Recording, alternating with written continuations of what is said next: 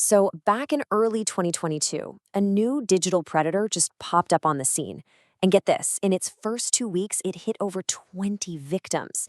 And it didn't slow down from there. Today, we're going to break down the story of Basta, a ransomware gang that caused absolute chaos for hundreds of organizations all over the world, and then kind of just vanished. So, what really happened? To really get the impact of a group like this, you just have to look at what happened to the Ascension Hospital network. A cyber attack hit them so hard they were forced to redirect ambulances. They had to go back to using paper records. We're not just talking about stolen data here. We're talking about real life and death services being thrown into complete and utter chaos.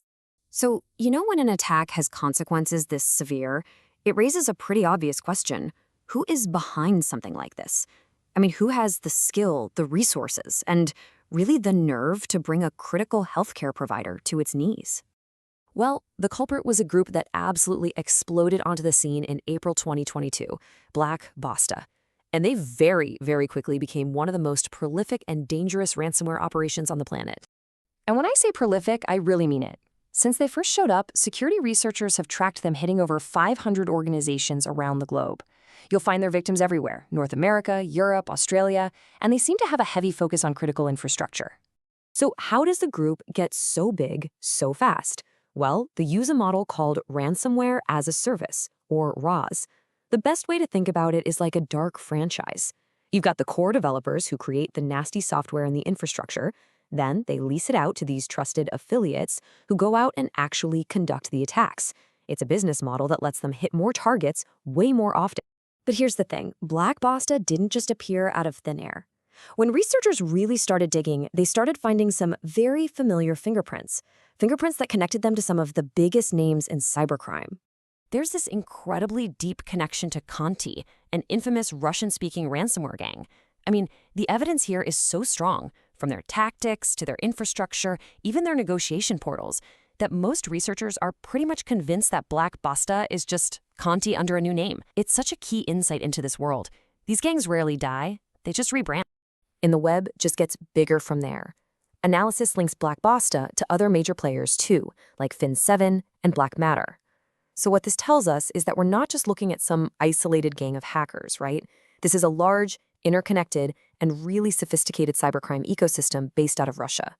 Now, these guys use a lot of standard tools, but they definitely have a few signature moves. And one of their most distinctive and honestly pretty rare tactics is using Microsoft Teams for social engineering. They don't just send a phishing email and hope for the best. Nope. They'll actually start a chat with an employee pretending to be from the IT help desk to build trust. It's clever.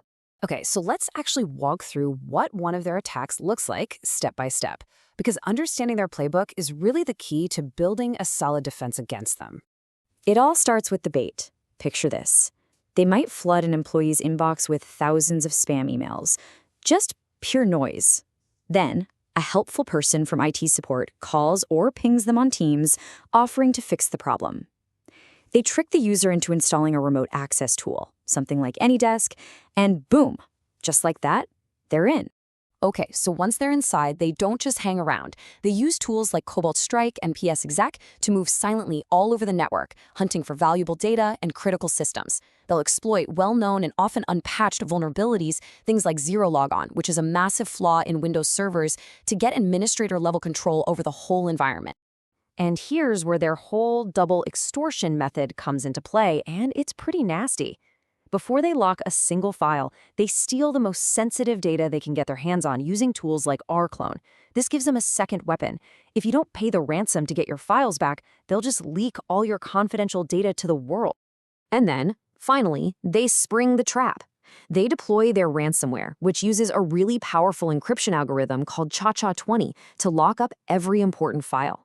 They'll even delete your backups, what are known as shadow copies, to make recovery almost impossible. All that's left is a ransom note pointing the victim to their negotiation site on the dark web, a site called Basta News. For 2 solid years, Basta seemed totally unstoppable. But then, a series of events started to unravel their entire operation, and it all led to this really sudden and very suspicious silence. It was a classic 1-2 punch. First, in late 2023, law enforcement took down the Qbot botnet. That was a huge piece of infrastructure Basta really relied on to get in the door. Then, in early 2024, their whole operation was just laid bare. Somebody leaked over 200,000 of their internal chat messages, exposing their tools, their arguments, even hints about who they might be in the real world. And soon after that, their leak site just went dark. But listen, this is probably the most important point of this whole story.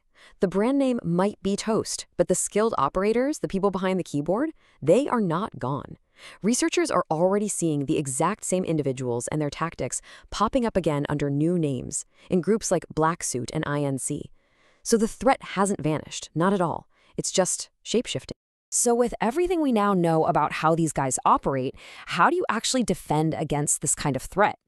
Well, the good news is their methods point us directly to the best defenses. On the prevention side, it all comes back to solid fundamentals. You have got to patch your systems, especially for those big vulnerabilities like Print Nightmare, which hits print services on pretty much every Windows machine. Enforce multi-factor authentication everywhere, everywhere, to stop stolen passwords from being useful.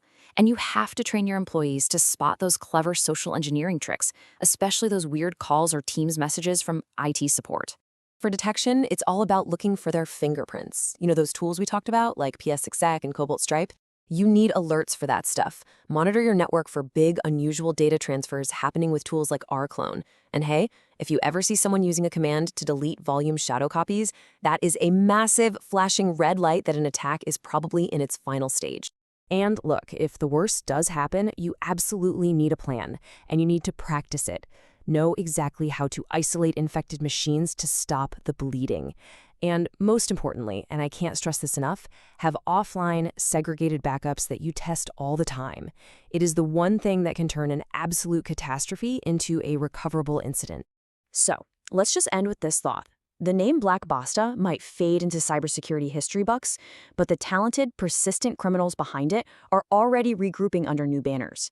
The real question isn't, were you ready for Black Basta? It's, are you ready for who they are today and who they're going to be tomorrow?